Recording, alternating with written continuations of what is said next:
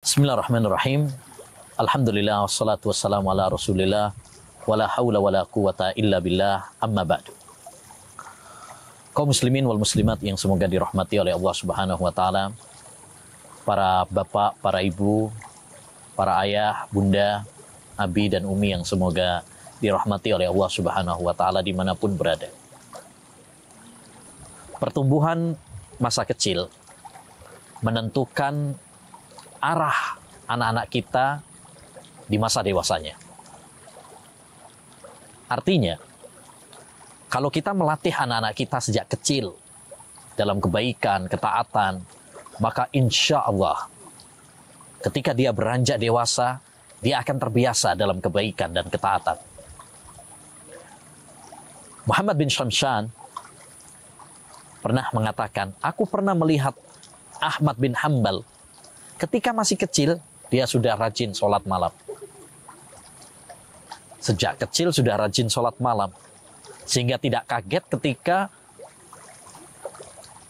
dewasa menjadi seorang ulama besar.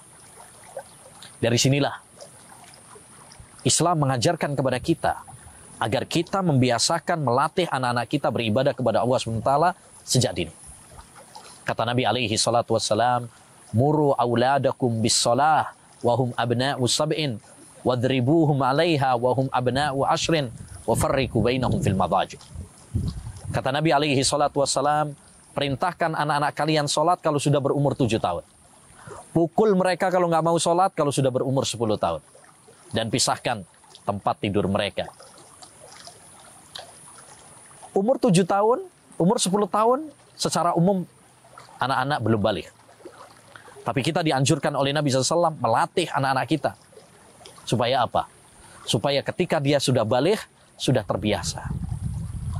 Ya, sudah terbiasa. Nggak pakai orang tua repot-repot nyuruh, dia sudah jalan sendiri insya Allah. Karena sudah terbiasa. Sudah dilatih sejak kecil. Adapun kalau sudah dewasa, baru kita mengajarinya, dia akan berontak, protes, minggat. Ya, bahkan mungkin ngajak duel, ngajak gelut sama orang tuanya. Demikian juga puasa. Mari kita ajarkan anak-anak kita untuk berpuasa sejak kecil. Sejak dia usia mumayyiz kita latih sebisanya.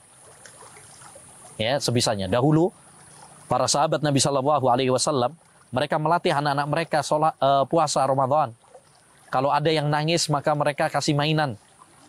Ya, supaya tenang, supaya tidak nangis, supaya lupa dengan rasa lapar mereka. Ketika haji, di bawah anak-anak mereka untuk berangkat haji.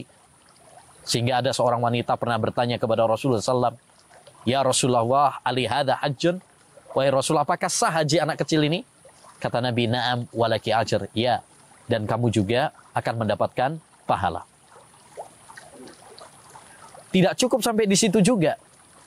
Bahkan dahulu para ulama ya mengajarkan kepada anak-anak mereka puasa sunnah. Bukan hanya yang wajib saja. Ya, adalah Atha al-Khurasani. Beliau membangunkan anak-anaknya untuk puasa Arafah. Maka mari kita latih anak-anak kita ya untuk membiasakan sejak kecil sholat, membiasakan berpuasa, baik yang wajib maupun yang sunnah. Kalau yang putri, anak-anak perempuan, mari kita latih sejak kecil agar mengenakan jilbab, ya, menutup aurat, sehingga ketika kelak dewasa, ya, bukan suatu hal yang berat bagi mereka untuk menutup aurat, mengenakan jilbab, karena sudah terbiasa. Jadi untuk para ayah, untuk para ibu, ya, mari kita latih anak-anak kita biasakan anak-anak kita beribadah kepada Allah Subhanahu wa taala sejak kecil, ya. Karena membiasakan mereka sejak kecil akan menentukan arah mereka saat sudah dewasa. Semoga Allah Subhanahu wa taala menjadikan putra dan putri kita penyejuk mata, penyejuk hati kita, dan semoga Allah SWT mempertemukan kita dengan keluarga kita kelak di surganya. Amin ya rabbal alamin. Wa sallallahu wasallam ala nabiyina Muhammad wa ala alihi wa sahbihi ajmain. Assalamualaikum warahmatullahi wabarakatuh.